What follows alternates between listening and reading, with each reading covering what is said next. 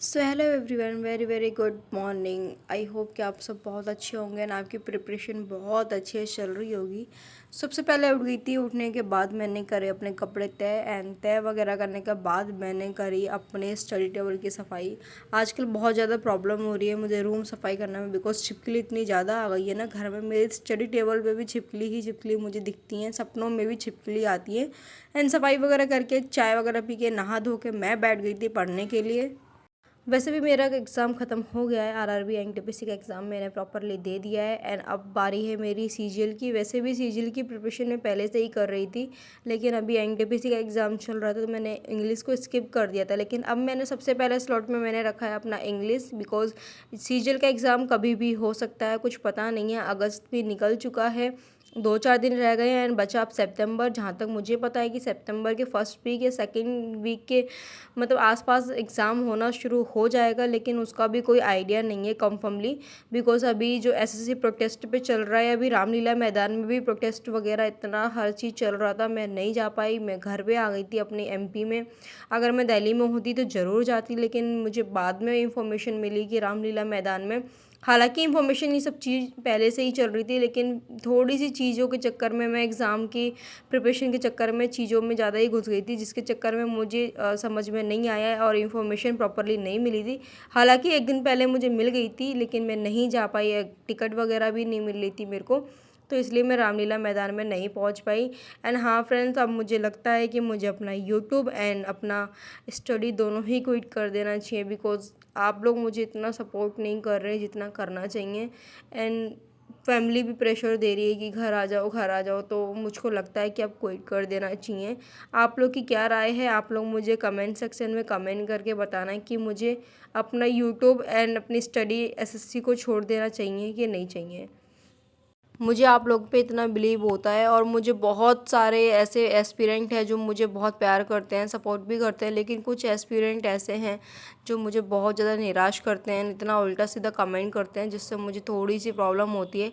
And यहाँ मैंने बनाया था पुलाव एंड आज मैंने पुलाव ही खाए हैं, ज़्यादा कुछ नहीं बनाया मैंने अपने खाने में। एंड हाँ फ्रेंड्स, थोड़ी सी बाहर की नॉइज़ को इग्नोर करना, बिकॉज मैं दिन में ही वीडियो की वॉइस रिकॉर्डिंग कर रही हूँ। एंड अभी इस टाइम गर्मी भी थोड़ी सी पड़ने लग गई है मेरे रूम में, लेकिन कोशिश ये करूँगी कि मैं चीज़ों को अरेंज करूँ एंड एडजस्ट कर सकूँ हर एक चीज़ को।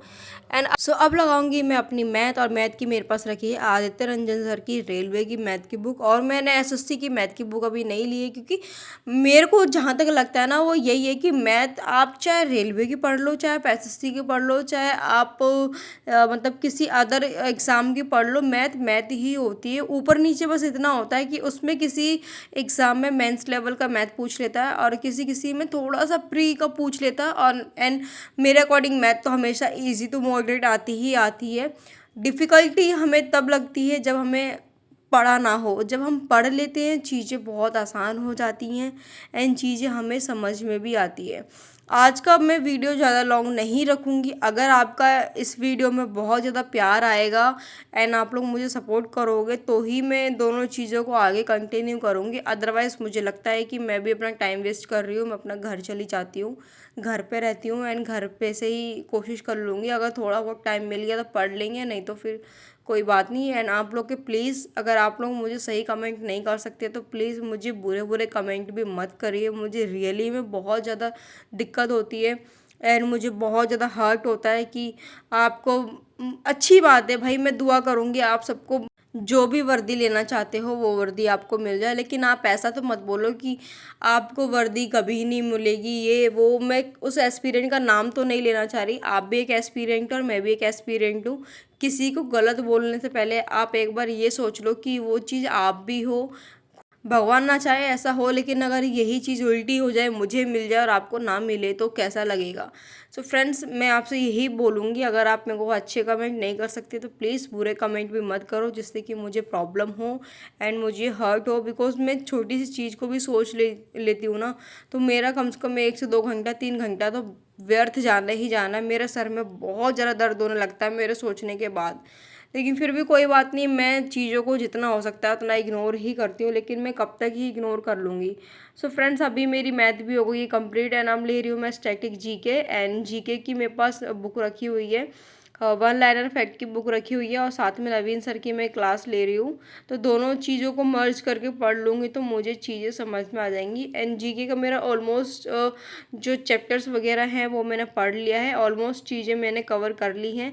थोड़ी बहुत चीज़ें रह गई हैं वो मैं कवर करूँगी। एंड साथ में अब सोच रही हूँ कि मॉक टेस्ट देना भी शुरू कर दूँ। मैथ का मॉक टेस्ट देती हूँ एंड मैं रीजनिंग का भी दे लेती हूँ, लेकिन अभी मैंने फुल मॉक टेस्ट नहीं दिया, एक दो ही दिया है, लेकिन अभी उसमें ज़्यादा कुछ खास नंबर नहीं आ रहे हैं मेरे।